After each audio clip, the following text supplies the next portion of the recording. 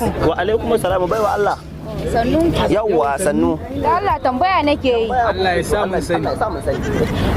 Kemis na Malam Mu'azu nake tambaya. Kemis din Malam Ma'azu. Malam Ma'azu wannan na bayan layi. Wata ko na sani baiwa Allah za mu kai ki kemis din Malam Ma'azu. Amma abin da nake so da ke shine Malam Ma'azu saurayin ki ne? To ina ruwanka in saurayina ne? A'a.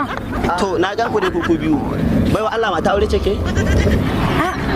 Waccan dai mata. Ko ina ruwanka ne? Ya ban Allah ya dai. Wata ko baiwa Allah abin da nake so na gaya miki shine shi kanshi Malam Ma'azu da kike gani a cikin gidana yake haya. Wata ko baiwa Allah ni nan da kike gani duk wasu 'yan gidaje na dan nan bayan layi da wasu 'yan filaye da wata fulaza da zaki gani a nan unguwar to nawa ne. Wato wannan da kike gani da kika taho nan baki ga wasu shanu suna kiwo ba? Na gani. Jajaye da bakake? To din nasa ne.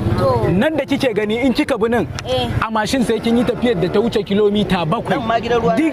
Duk gonar baban su ce kuma shi kadai ya gaje ta.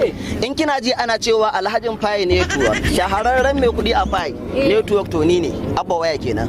Abinda nake so ki gane zunzurutun kuɗi in dai zunzurutun kuɗi ne in dai a guri na ne baiwa Allah kin gama saboda haka ki ajiye wannan shi Malam Ma'azu mai kemis ko da saurayinki ne kuma ba saurayinki bane fi sabilillahi ki zo ki dangwala arziki ki bar arziki inda yake kuma abin da nake so da ke motoci na anan garin ba za su irgu ba wannan mota ma da ke gani kuma mota ta ce kuma kaɗan ɗan karama ce daga cikin dukiya zan gaya miki haka ni mashahurin mai kuɗi ne shahararre ne dan Faye ne tuwo ne kuma sai ma ta fashe Kano zan warin fa zan rufa Kano ruf wannan a kusa da ita sai dai nake ga wannan Alhajin Faye ne Alhajin Faye ai ki ta arziki ki ba arziki inda wannan inda moni ko ana ruwan sama ba wani bakano da zai ji ruwa ba wannan batu yawa saboda haka assalamu alaikum alaikum assalam malam da Allah ku janye bencin nan zan dau mota ta taka kuma fi sabilillah ni kamar da no